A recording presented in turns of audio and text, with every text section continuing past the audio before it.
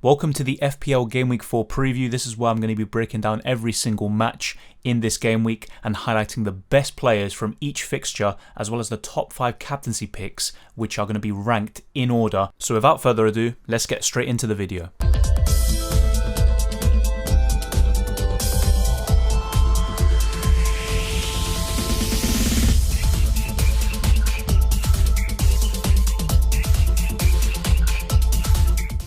Let's actually look at the results from Game Week 3. In terms of which ones I got right, I got Newcastle-Southampton right, 2-2. Of course, a last-minute penalty pretty much for Southampton changed that, and I was a bit lucky there. And the other one was a 1-1 draw between Liverpool and Chelsea. The way I saw it, I couldn't really call a winner there, and I didn't see too many goals in it, so I just went with a 1-1. I would have been surprised if it was a 0-0. So yeah, that was why I went with that. In terms of the rest, yeah, pretty much. I mean, might have got the results right, but not the actual score. But there we go. You know, it's pretty decent. Not a bad start. That was the first time I kind of did something like that in a video. Of course, I have done it in live streams beforehand. But let's look at the fixtures for Game Week 4. And I'm going to be talking about the best players from each week. With Spurs, it's always going to be the kind of same names, really. Kane, Son, of course. And it's really just a matter of who do you think will be the highest point scorer. Now, I think it will be Kane this time. Last season, I believe he got 8 or 9 points in this fixture. And I can see something similar. It's not like I see him having a massive haul, although that is possible. But I would say that Kane will be the highest scoring player in this fixture. And in terms of kind of a differential, which is also what I do in these previews, I'd probably go someone like Dele Alli. I know, obviously, maybe 4 years ago, I think it was, he scored that great volley against Crystal Palace at Selhurst Park. Not sure if he's going to do that, but I think he could be someone to look out for. And even Bergwijn, he's been doing the business. So keep an eye on those sorts of players. But of course, in terms of the actual prediction, I'm going with a 2-0 win for Spurs. I do expect them to kind of falter, as they tend to do, really. But in this game, I think they're going to continue their fine form, remain at the top of the league for the time being. And I think they'll get a pretty comfortable win against Palace, who could make things difficult at times because it is a London derby. I'd still expect Spurs to get the win, though. On the other side of North London, it's Arsenal in 20th place, and they face 19th place Norwich. It's going to be a pretty interesting game, but in all seriousness, I do think Arsenal will win this game, and they have enough players coming back, and I think they will improve significantly. I mean, the first 3 games, yeah, they've been a bit unlucky with COVID and with injuries and all of this sort of stuff, but it's been absolutely unacceptable from Arteta, the players, and everyone involved, really. I think they're going to get the win. It's actually going to be a pretty comfortable one in my opinion. I could be completely wrong and maybe a bit too optimistic on Arsenal's side. I'm going to go with a 3-0 win for Arsenal. Yes, you heard it, 3-0 win for the Gunners. And I think Aubameyang is going to be probably actually one of the best shouts as a differential captain. I think he could maybe get 2 or 3 goals. And in terms of a differential who... Obviously, Aubameyang is one, but another one to kind of keep an eye on is Nicola Pepe. If he starts this game, I think he could actually do really well. And then Brentford against Brighton, it's a pretty interesting game. I think it could be really tight, and it's hard to call a winner here. I'm actually going to go over 1-1, and I think Ivan Toney will get a goal. Not really a high ceiling, you know, maybe not too many goals, but I think he'll score. And I think Trossard is actually one to look out for, and he did actually score for Belgium against Estonia in the World Cup qualifiers. So he's definitely one to keep an eye on. Then Leicester against Manchester City. I know Leicester beat City in the Community Shield final, but that was quite some time ago now. And I think Man City, they've got plenty of players coming back actually. Kevin De Bruyne and Foden are now back in training, so this isn't really ideal for those who have Ferran Torres or any City assets, and there's going to be even more rotation to come. So I am a bit hesitant to get Ferran Torres, to be honest, and I'll be discussing all of my thoughts in my team selection video in regards to my transfers. I'm going to go with a 3-1 win for Manchester City. I don't think they're going to completely demolish Leicester, although it is possible, but I think they are going to just be too good for the Foxes, and really Leicester have been so poor. I think they might nick a goal even then, though. Don't be surprised if City keep the clean sheet. In terms of who will stand out in this game, I think Gabriel Jesus, actually. He's a differential. He's my differential pick in this fixture. And of course, he did exceptionally well against Arsenal. I think he's going to be the one to get the points. And Ferran Torres might get a goal or an assist, something like that. And then looking at Manchester United against Newcastle, it's really just a matter of how much they're going to win by, in my opinion. And with Ronaldo coming back, he should be starting. And if he is, I just can't really see anything else than a comprehensive Man United win. I'm actually going to go with 4-0 for the Red Devils, and I think Ronaldo is going to be one of the standout captaincy options this week, and he'll be definitely featuring in the ranking later on. And in terms of someone else to look out for, I mean, I'm probably just going to go with Aaron Wan-Bissaka. Could get a clean sheet, could get an attack and return.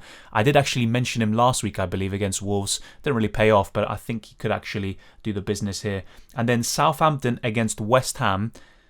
To be honest, another win for West Ham, I think, although they did let me down last week. I predicted a 3-0 win against Palace. I think it won't be too easy. It will be very kind of evenly matched, and I'm going to go with a 2-1 win for West Ham. Antonio's going to do the business yet again. Maybe not a double-digit return, maybe 8 or 9 points will do the trick. And I think Pablo Fornals or Jared Bowen will actually be in and amongst the goals too.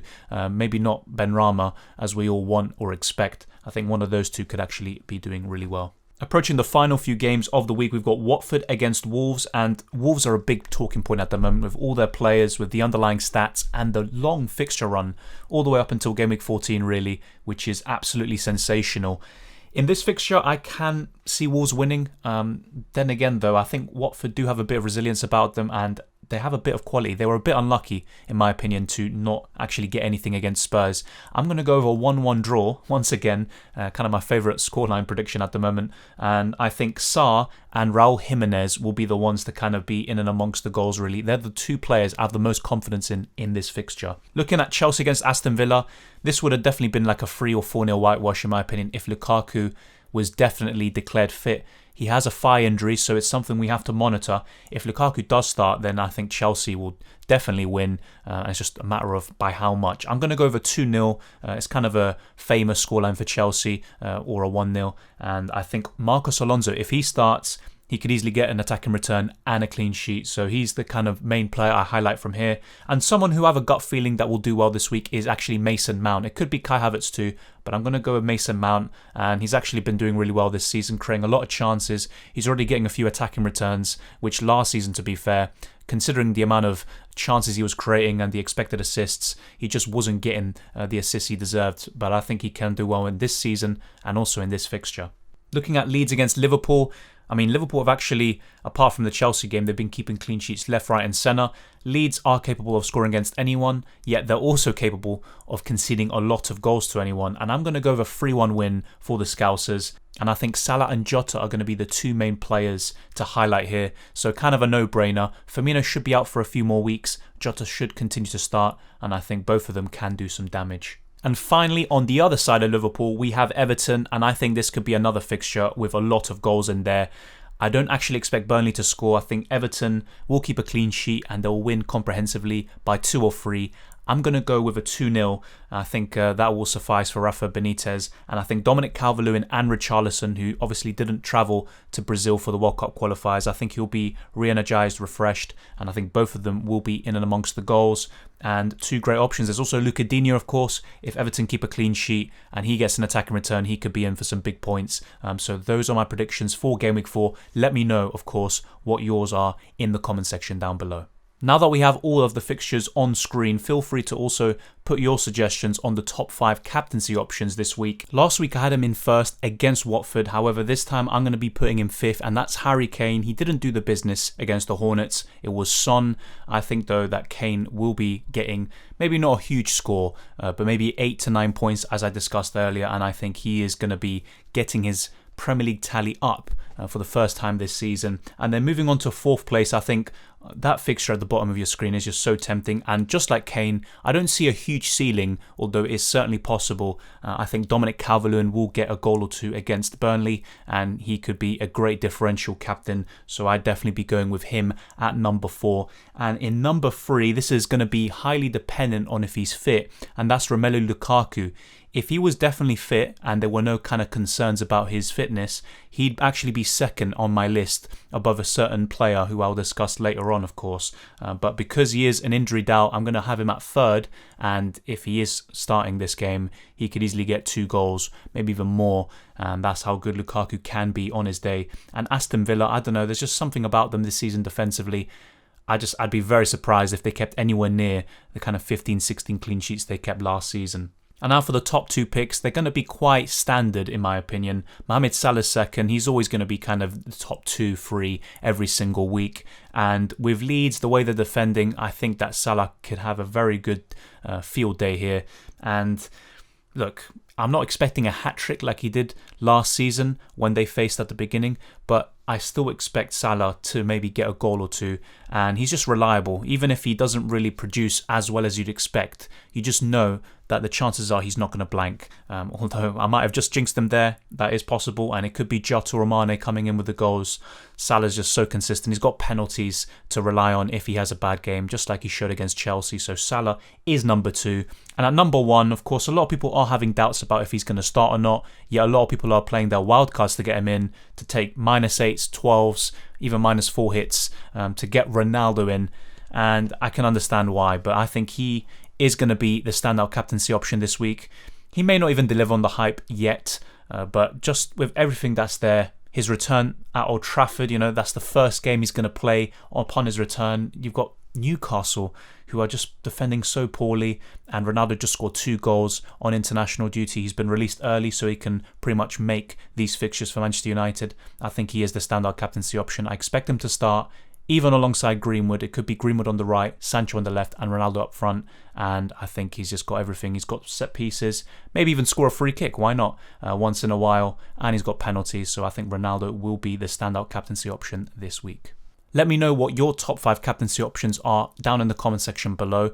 And the same goes for the score predictions if you want, as well as the kind of key players from each match. In terms of a differential captain, I think out of all the ones I listed, Marcos Alonso could be a really good one if he starts, and definitely one to keep an eye on. There's always kind of different ones coming about. If De Bruyne starts, which I think is going to be unlikely, he's probably going to be on the bench against Leicester, he could also be a fantastic shout as a differential captain. But thank you very much for watching this video. If you enjoyed it, smash the like button and subscribe if you're new.